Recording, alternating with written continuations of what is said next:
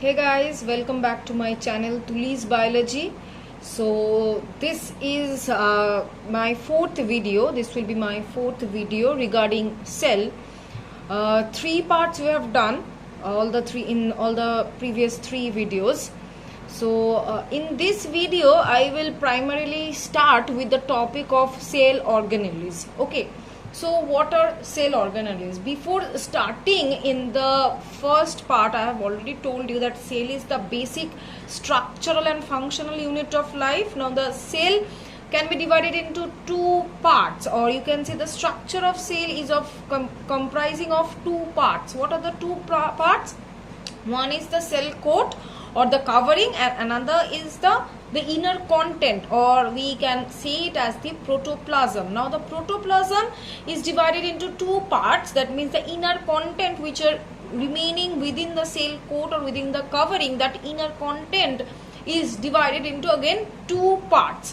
What are the two parts? The watery fluid, transparent, viscous, jelly-like substance, which we call it as the cytoplasm, and the other part is the nucleus, which is a dense spherical body. Okay, that is the nucleus, and nucleus is considered as the brain of the cell. Why? Because it primarily controls all the functions of the cell. Apart from this, it is containing the hereditary material, or you can say DNA, that are to be transported from the parents to the offspring. That is mainly carried by the nucleus. So this is the two parts, cytoplasm and nucleus. Now within the cytoplasm, within this jelly-like fluid, there are some substances which are remaining scattered all over the cytoplasm. Those scattered substances are termed as cell organelles. Okay. Now these cell organelles are tiny bodies. It can be membrane bound, it can be membraneless, whatever. But these tiny bodies which are scattered within the cytoplasm, these are actually responsible for very specific functions. Like there are so many cell organelles like ribosome associated with, you are quite familiar with the term. If not, then also I will discuss it in the latter part of the video, but please let me give a general idea. So this ribosome is actually considered, or it is concerned with the function of protein synthesis. Okay. Other cell organelles like mitochondria, it is associated with energy production. Okay, so there are many cell organelles which are associated with various functions that we will see. So today our topic is cell organelles. Okay, so let's start with this topic. So this is the cell organelles, that means the substances just now I have said that which are scattered within the cytoplasm and are responsible for various specific functions. Now if I am going to classify cell organelles, it is primarily classified into two parts. What are they?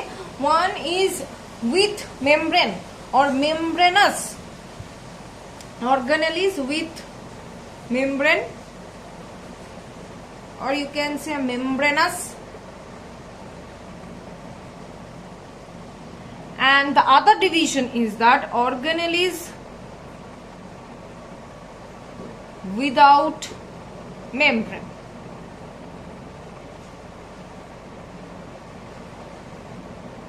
Now organelles with membrane means it is comprising, or it is that organelle is actually covered up or surrounded by a membrane, and organelles without membrane means it doesn't have any kind of membrane surrounding itself. Okay. So again, this organelles with membrane is classified into two types.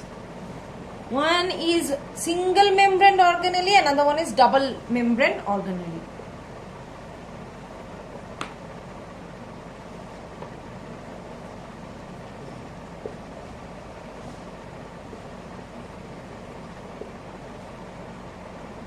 Understood? That means the organelle which is covered by a single membrane, that will be considering under the single membrane organelle, and the organelles which are covered by double membrane or two layers, those are be considering under double membrane organelle. So let us see some example on this.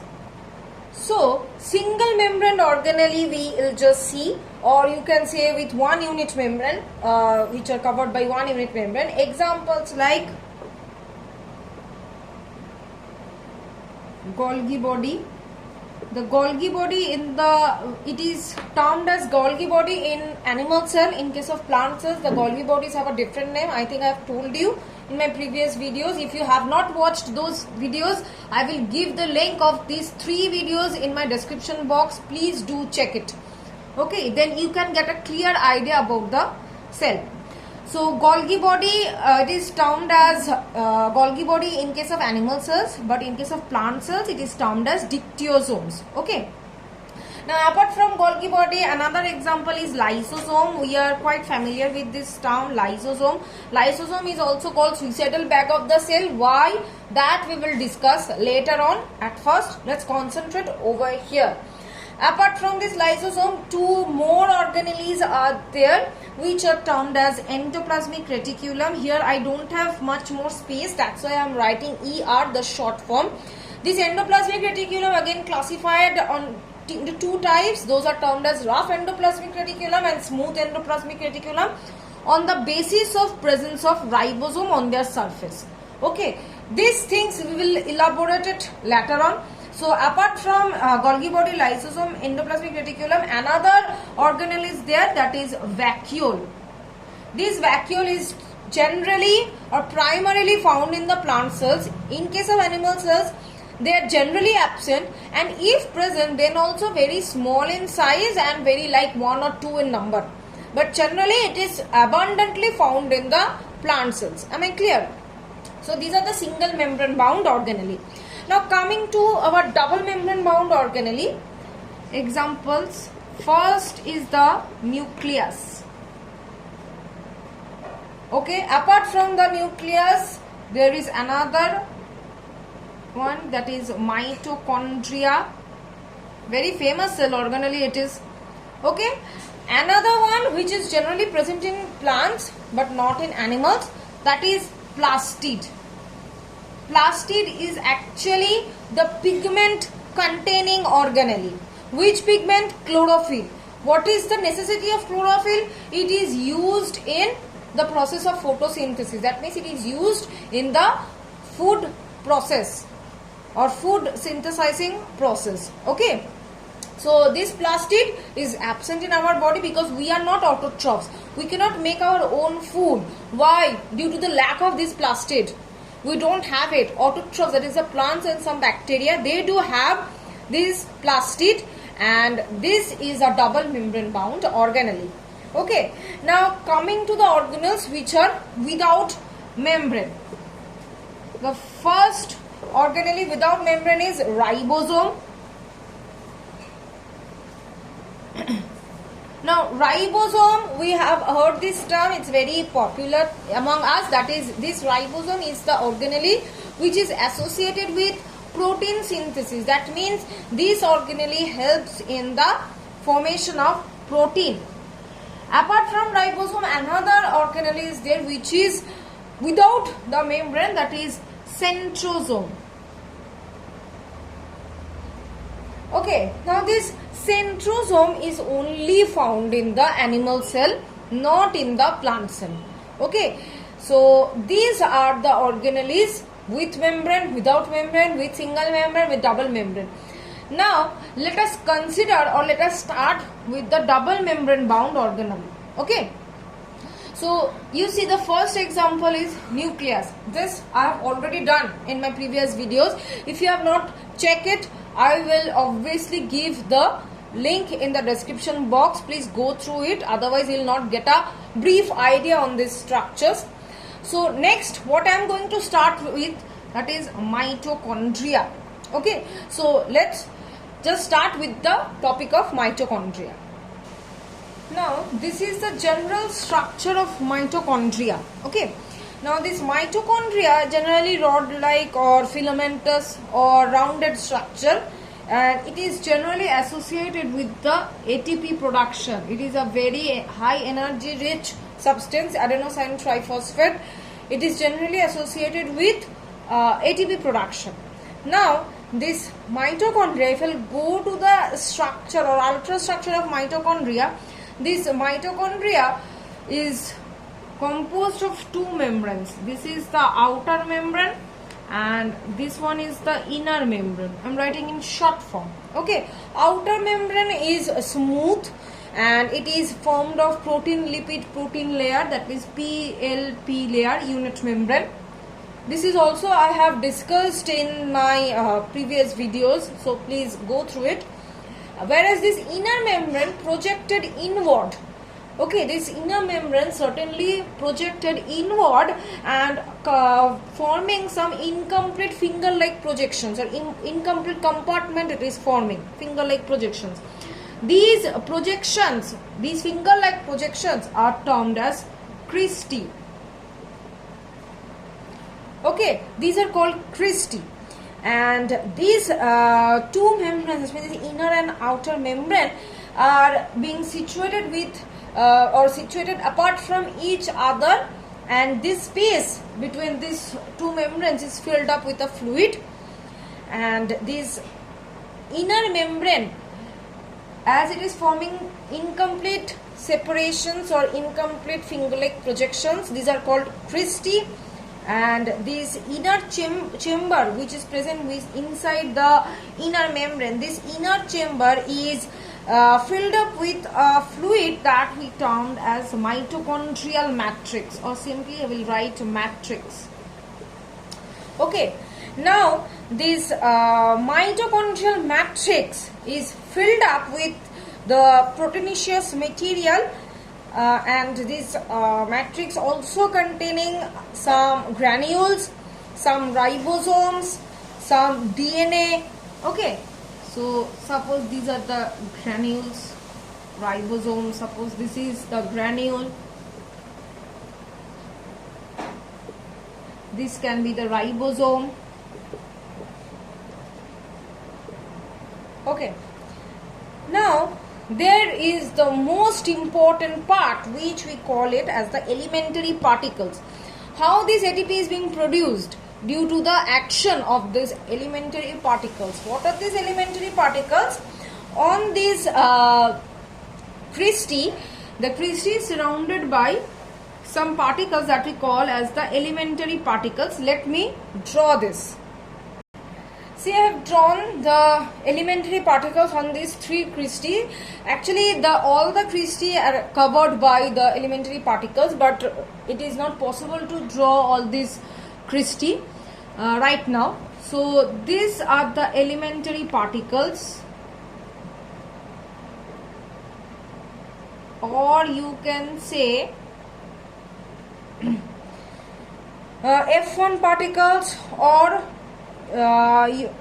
Fernandez or Moran subunit, whatever, it is having so many names, and it is also termed as oxysomes. Okay, now these elementary particles, if I'll make it bigger, these elementary particles, I'm doing it from here, is consisting of two parts, actually three parts. What are the three parts? Head, stalk and the base. It actually looks like a nail. This is the head, this is the stalk, and this region which is embedded within the cristae, the region which is embedded within the cristae, this region is the base. So this is the head, this is the stalk, and this region is the base. Clear? Now this F1 particles, or these oxysomes, primarily having two parts. One is F0 unit, another one is the F1 unit. Now which one is the F0 unit? The part which is present within the inner mitochondrial membrane, that is the basal part which is embedded within the mitochondrial membrane, that is the F0 particle.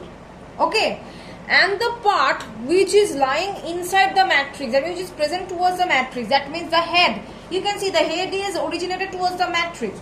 So this head is the F1 particle. So that's why it is termed as F1 F0 particle, or it is also termed as togetherly this F1 F0. Togetherly it is called ATP synthase. Okay, why? Because this part, this F1 F0 particle or this oxysome is actually associated with the ATP production. Apart from this, mitochondria do have its own ribosome, so when in the time of need it can produce the required protein. Now we will go for the functions of the mitochondria. That means why it is very popular regarding mitochondria, that it is termed as the energy currency of the cell. Okay, now why it is termed as the energy currency of the cell, that we will see. First of all, these different types of enzymes are present in the mitochondria. Now you will ask me how these enzymes can be produced. I have told you that it is containing ribosomes which are capable of producing proteins and different types of enzymes. Okay, so these different types of enzymes which are present within the mitochondrial matrix, those are able to convert the food, or you can say the glucose, into a very high energy rich substance that we call as ATP. Okay, now we know that our food is being broken down or oxidized to produce ATP that we use. This is the energy that we use to do our various works. Now in order to break our food, the respiration is the process which is actually helping the food to break down and produce ATP. Now this respiration is having three parts. What are the three or you can say the three processes? One is glycolysis. In case of glycolysis, that means glucose is being broken down. The word lysis means broken down. So here in case of glycolysis, the glucose will be broken down to form pyruvic acid. Now coming to the second cycle, that is the Krebs cycle. Okay, or you can say TCA cycle. Now glycolysis taking place in cytoplasm. Krebs cycle takes place in mitochondria, that means is F1 F0 particle. Okay. Now in case of Krebs cycle, what happens? The pyruvic acid which is formed as a result of glycolysis, now it will be converted to acetyl-CoA or acetyl coenzyme A, and from there this will be ultimately broken down to form ATP. Okay, and the last process is the electron transport system or electron transport chain. In that process, the formation of the water molecules takes place. That means electron transport. There are some carrier pumps who are transporting the hydrogen and ultimately producing the water molecule which will be eliminated out, or which is the byproduct or waste product of our respiration. Okay, in the Krebs cycle, CO2 and ATP is being produced. This ATP is produced in this F1 F0 particle due to the action of some enzymes. Okay, and this ATP later on will be used up for some for all our mechanical and physiological processes. Apart from this energy currency, the mitochondria does play another role also. Other roles. First of all, oxidation of fat. Fat means fatty acids. Fatty acids of fats, they are actually being oxidized in mitochondria. Another function is that lipid are being synthesized in mitochondria. There are some enzymes which helps in the formation of the lipid. Another thing, due to the presence of ribosome, different types of proteins are synthesized in mitochondria. Okay, and the ribosomes which are present in the mitochondria, they are termed as mitoribosome. Okay, and another thing, nowadays scientists are telling that mitochondria is a semi-autonomous organelle. Now what is semi-autonomous organelle? Now semi-autonomous, why is it termed as semi-autonomous organelle? Let us concentrate over there at first. Now semi-autonomous, what does this term mean? Before going to this why they are termed as semi-autonomous, first of all, this term means that you can survive on your own. Okay, that means you are not dependent on anyone else, and this mitochondria is the semi-autonomous organelle. Okay, apart from mitochondria, there is another organelle who is actually semi-autonomous, that is chloroplast. Okay, this mitochondria, as I have told you, that it is having the ribosome, it is having mitochondrial DNA. So DNA, ribosome, any DNA RNA, all their main motive or main objective of DNA RNA, or this the entire process of genetics, their main objective is to produce protein, or is to produce protein. Okay, sorry, to synthesize protein. So this DNA, mitochondrial DNA, as well as due to the presence of these ribosomes, they are capable of producing their own proteins. Okay, and if they are producing their own proteins, they are able to producing their own proteins, they don't have to rely on others or dependent on others. Okay, that I'll dependent on you, will supply me the protein, I will do my rest of the work. No, that is not the case. They can make their own protein. That's why they are self-dependent. That's why they are termed as semi-autonomous. Apart from this, it is also auto-duplicating. That means it can duplicate itself. That means a new mitochondria can be created from an old mitochondria. Clear? So it is auto-duplicating. It is having the DNA. It is having the required ribosome to create or to produce protein. That's why it is termed as semi-autonomous organelles. And chloroplast also. And these organelles can sustain alone. They don't need anyone. Okay, they can sustain alone. Rather, weird or other organelle is actually dependent on them. Okay, that's why they are termed as semi-autonomous organelle. So this was about the entire structure, the function of mitochondria. I thought that I would start the plastid also in this video, but hopefully I cannot start over here. In the next video I will do it, and please go through the video, all the videos, and please do like my channel. And if you think, or if you can suggest me any ideas to upgrade the content or the video performance, then please feel free to comment in the comment section. And please do like, share and subscribe to my channel, so that I can reach out to many people and can make very good contents of biology. So thank you everyone.